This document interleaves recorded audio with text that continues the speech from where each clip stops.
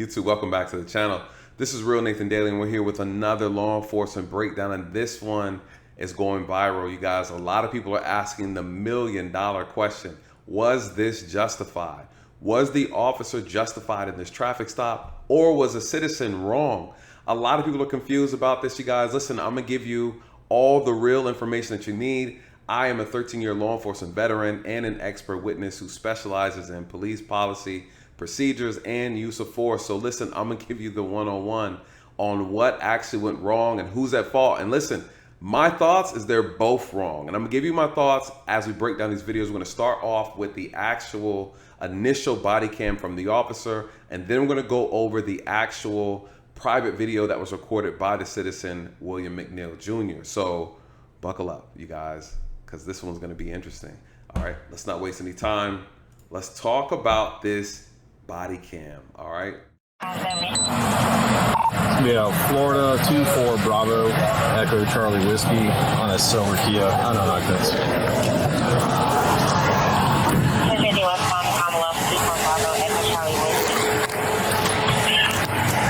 Yes, sir. Is there a reason why you're popping the door open like that? I don't have a window that works. Is there a reason that you're pulling me over? Yeah, absolutely. There's a reason why I'm pulling you over. For one thing, inclement weather, you don't have your lights on. Two things, you're not wearing your seatbelt. It's daylight. I don't need the lights. And it's not weather. It's not raining. Oh, this is inclement? It's not raining. Okay, I'm not arguing with you. I'm telling you why I'm pulling you over. Give me your driver's license, registration, proof of insurance. No, call your supervisor. Why? Excuse me? Call your supervisor. Why did you pull me over? 735. I'm proper driver. I've already told you. Why did you pull me over? Step out of the vehicle. No. Step out of the vehicle. All right, well, let's dive right into it, you guys. A lot of people are not gonna like this. Some people are saying this is a racial encounter. The officer was racist. Listen, let's deal with the facts. What are the facts? The facts are the officer initiated a traffic stop on this vehicle, and he said these are the two violations. No headlights in inclement weather. That is a real thing in Florida. And two, no seatbelt. How he saw or didn't see the seatbelt, I do not know. That's for the officer to explain. Maybe the suspect drove past him and he saw him. I don't know, right? He has to be able to explain that and justify that violation. Now, what is the reality about the inclement weather traffic violation? Well, they have to be able to articulate that this is an inclement weather situation where your lights are required, okay? There's no strong definition of what inclement weather means. It just essentially your lights need to be on and operating anytime there's low visibility or if it's raining, okay? In Florida, if your windshield wipers are going, your lights have to be on, okay? One of the funny things about this is that when you see the officers respond on scene, they don't have their headlights on either, right? So now that's gonna be hard to explain that if you believe that it's such a danger and a hazard to drive around as the citizen, okay, without your headlights on due to inclement weather, then you would also argue that the officers should be operating with their headlights on because they're not immune to some of these laws, okay, under certain circumstances and stipulations, okay, as it relates to them conducting their job. So the reality is this does not look like an inclement weather situation at all, to be honest, right? There's no issue with visibility. So that's gonna be a problem. Now the seatbelt violation is one thing, right? So here's the reality. The officer is there on the scene, you guys. I teach people this all the time. This is not the time for you to have trial on the side of the street. The officer said, here's why you're being stopped and being pulled over. You asked for confirmation. The officer told you, and then he said, give me your license. Now listen, clearly you know this officer is probably gonna be an a-hole. I think it's very clear from the very onset of this, you could tell by the energy coming off of the screen that he's gonna be a problem. This isn't a conversation about professionalism because at the end of the day, though the officer is gonna probably more likely be unprofessional, he still has a legal reason to, one, justifiably pull you over. Number two, ask for your license. In the state of Florida, when you're asked of your license by law enforcement, you have to give it, you guys. And the moment you don't, you are obstructing and impeding that investigation and you can go to jail. These are the facts of the state of Florida. And this is similar to a lot of other states here in Georgia with me as well, that there are things that you just cannot do, you guys. What's the other thing, all right? The officer asked, why you open the door like that?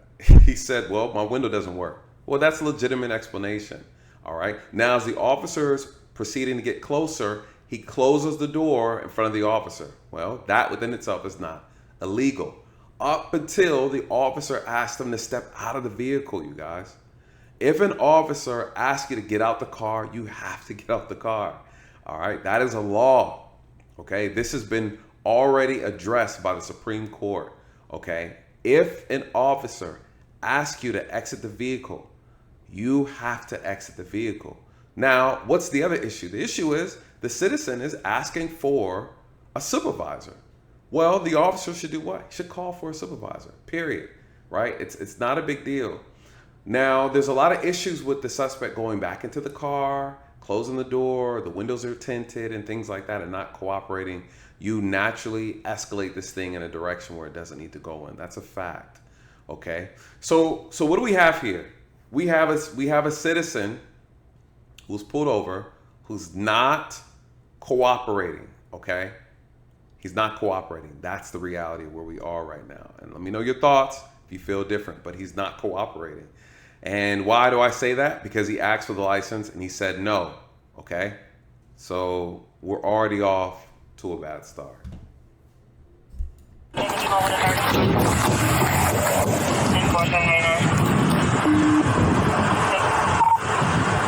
seconds. For 9-4, the driver just slammed the door and locked it.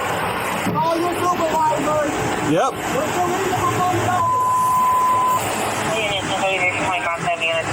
West Commonwealth. 25 seconds. If anybody responding, come in from Commonwealth, block the vehicle, please. Well, I'm coming west on Commonwealth. I'll be there in a second. Keep your hands where I can see them, sir. Yep, my camera's on too. I've already told you. Okay. Okay. Right now you're under arrest for resisting. You understand? You're under arrest for resisting. The longer you take us on, the worse it's going to be.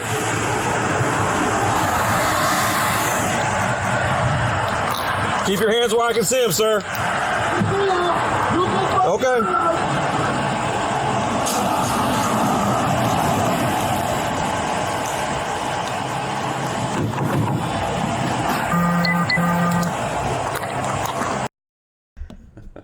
I like how when the officer's car pulls up, just like I was telling you earlier, he doesn't have any headlights on, right? So again, that's going to be a problem in court. So far, so good, right? So far, so good. I don't see any issues. All right. Again, we can talk about professionalism later, but the reality is the officer doing anything that's in violation? All right. So far, everything looks pretty decent. All right. So let's keep going. Sir, this is your last warning to open the vehicle and exit before we're going to break the window. Open the door and exit or we are going to break the window. Open the door and exit or we are going to break the window.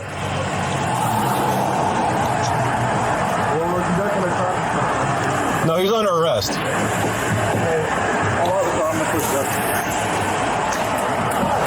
Open the door and exit. You are under arrest for resisting. Open the door and exit. You are under arrest for resisting.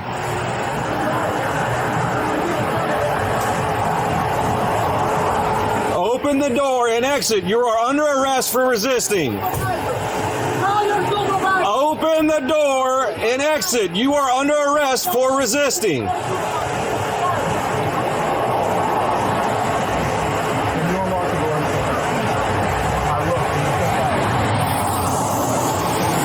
Again, you guys, listen, the officer is really cool. He's really smooth right now. He's doing everything that he's supposed to do by the book. He's asking him repeatedly, multiple times to exit the vehicle, and he's stating he's under arrest. Now, whether you agree with the officer or not, okay, that's one thing. Again, this is not the place to do the disagreement. All right, you ask for a supervisor, cool. He needs to request a supervisor. The supervisor needs to be en route.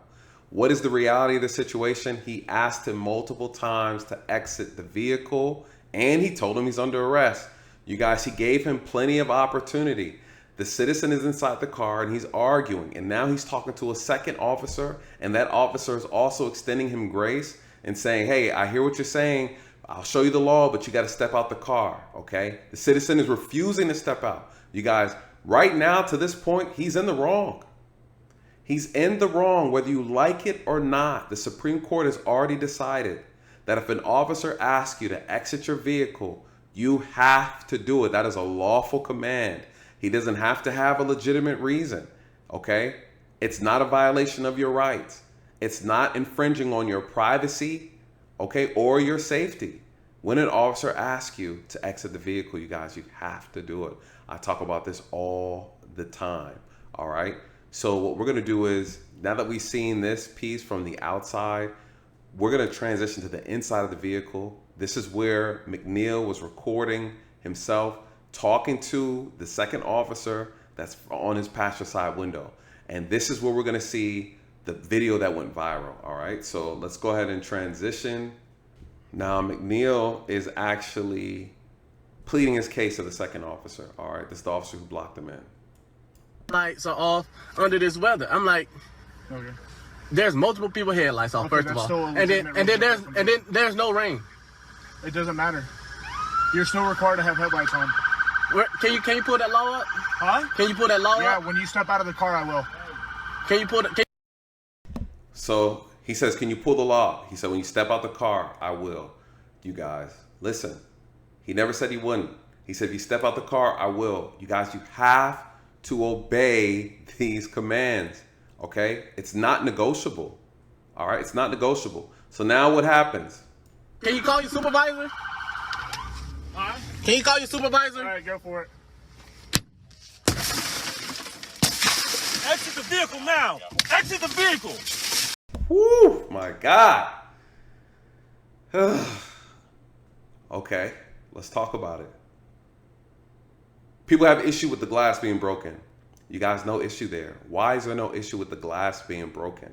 Because they've already told him multiple times that he's under arrest. You guys, I've broken plenty of glasses. I've reached into car windows. Okay, that's what got me retired, okay? Reaching into car windows and getting dragged down the interstate, all right? So I've been here. I know what it's like, okay? When you are about to place somebody under arrest, or when you're asking them to exit the vehicle and they're resisting, whether passive or active resistance, okay? This is what you call passive resistance. It means I'm just not doing nothing. I'm just not gonna obey any of the commands. So the officer's already told him he's under arrest. A second officer comes on the scene and said, hey, listen, dude, you gotta cooperate. He's like, nah, I'm not. Bring me a supervisor. He's like, all right, listen, go ahead, lock him up. What does he have to do? He can't open the door, okay? You're not opening the door for him. He breaks the window, they're gonna open the door for you guys, okay? So again, what's the issue here? The problem we have here, where did the officer go wrong when he punched him in the face, okay? You can't, obviously you can't do that. That is a crime. I don't know what the hell the sheriff was talking about. You cannot strike a citizen in the face because you are angry and you felt like it, okay? There's no aggression or an attack against the officer. He's not a threat to the officer, right? We could see clearly he breaks the glass window and then he, after he's done, out of anger and frustration, he punched him in the face, okay? It's clear as day. So let's get back to it. There's no justification in what the officer did. When I play this video back, you're gonna see exactly what I'm talking about. What you're gonna notice is that after the glass is shattered, there's a pause, okay? The officer makes another command and then you see him strike McNeil in the face. What does that mean? You guys, that's premeditated. It's premeditated, okay? It's one thing if you're breaking the glass and as you're breaking through the glass, your hand hits his face. That's one continuous movement. And you can say, listen, that wasn't intentional. It wasn't an intentional strike. I'm trying to hammer through the glass to break it. And as I'm going through the glass, I hit him in the face. All right. Whereas the glass is shattered, I see McNeil unbothered. Okay. Now, guess what? I feel disrespected. I feel disrespected and I'm emotionally unstable. This is an emotionally unstable officer. It's very clear. It's very clear. You can tell. And I'm going to tell you what other things happened that I pointed out that I noticed about this. Okay. After this whole thing was over, this officer is out of control. You can easily tell he has anger problems. You can easily tell that he's easily offended. And when he's acting, you see his rage unfold on McNeil. Even when he gets him out of the car, he strikes him again in the face, okay? This is someone who's like, how dare you disrespect me? How dare you, right? Like, this officer has a superiority complex, and it's very clear to see. So here we are again. Now this time we're gonna actually slow it down, and I want you to see the pause. The officer gives him the go-ahead to break the glass. He's striking. Now, after all of that, he finally shatters the glass. Now what you see here, you see a pause. He's looking at him, he's yelling at him, and out of frustration, he's like, man, how dare you not pay attention to me? He punches him in the face. You guys, it's very clear. It's very clear. But not only that, he strikes him again, all right? And so this is what's gonna hem the officer up. Again, he shows his hands. He's showing that he's not a threat. He's talking calmly, and the officers are yelling. This is gonna be the problem with this lawsuit, that they're just not gonna be able to ignore, all right? I mean, we all see it, but I wanna be clear when I explain to you what my assessment is, so you can be clear, right? You see them trying to get him on the ground, and he's not fighting. What does he do? Out of anger, what is it? He punches him in the mouth.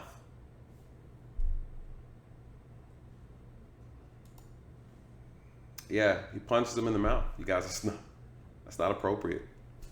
That is excessive use of force, period. There's no justifying that.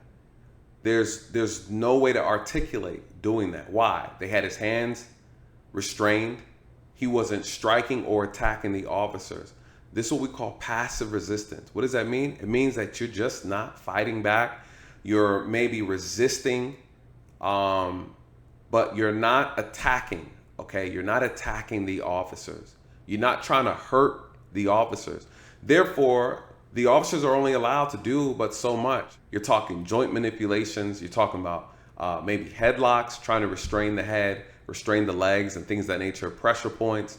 There are things that the officers can do outside of using strikes. That is not an appropriate time to use a strike. And so I know the sheriff got on a press conference and he was like, nah, everything the officer did was legal. I know there were some questionable statements in the police report saying that the officer did what he did because he saw a weapon in the car, something to that degree, or that he was reaching for a weapon. The video clearly does not support that. So again, what do we have? We have an officer who struck him unlawfully. That's excessive. You know, this is where the officer went wrong. Now the citizen is wrong all day, and these are these unique cases, what I talk about all the time, where there are cases where both parties are wrong, where the citizen is wrong and the officer is wrong. And clearly the officer is wrong and the citizen is wrong. You guys, the officer's wrong for excessive use of force, all right? This is going to be an easy lawsuit for them and a justified lawsuit. So anyways, I'm gonna do a reaction to the sheriff explaining and trying to, I don't know, sugarcoat this situation. I'll do that in another video. This video, I don't want it to be too long. Let me get your thoughts on this. Again, you guys, please do your research on these laws, okay? Again, if an officer asks you to get out the car, you have to get out. They told him he's under arrest. He's under arrest. You're getting yanked out the car, okay? That's just how the game goes. You don't have to like it. You don't hold court in the street, all right? And with that being said, like, comment, share, subscribe, put your comments below. Let me get your thoughts, all right? Good night. God bless.